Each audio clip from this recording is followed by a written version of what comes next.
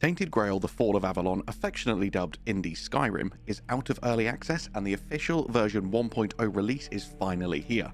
Tainted Grail: The Fall of Avalon is an absolute monster of an open-world RPG, boasting a playtime of 50 to 70 hours, though it took me closer to 100 because I'm a very thorough player and I like to 100% everything that I play. It's a truly ambitious nod to proper traditional open-world RPGs, and clearly takes the best parts of the Elder Scrolls franchise as inspiration, but then pumps it absolutely full of incredibly cool Arthurian legend, badass weapons, spells, and armor sets, dozens of terrifying mythological monsters and brutal boss battles, and some of the most detailed RPG systems I have seen in recent years.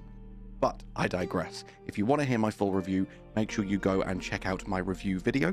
Today I'm here to share with you a bunch of beginner tips, because this game does not want to hold your hand. There are no glowing items on the ground letting you know what's lootable and what isn't. Enemies don't kindly tell you what level they are and whether you should be fighting them or not. And most quests will require you to listen to NPCs, read notes, and figure out for yourself that you really shouldn't have sold that onion you found 5 hours ago, because now you are going to need it as part of a very important ritual. So, here's the first of my many Fall of Avalon guides as we dive into the top 10 beginner tips you really need to know before you start playing.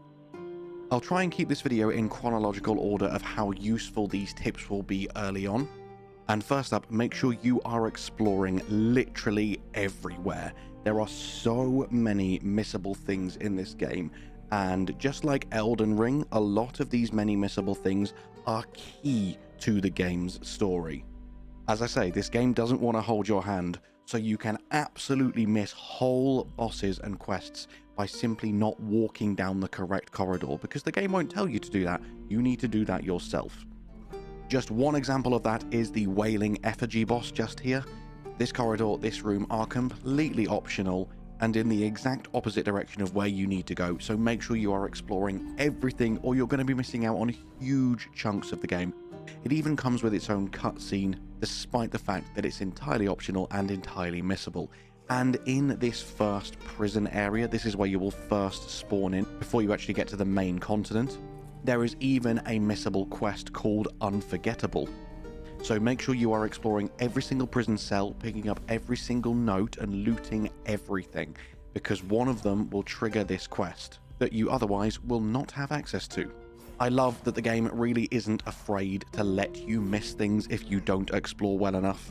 They trust their players to want to go and find all these things, and I really respect that design choice.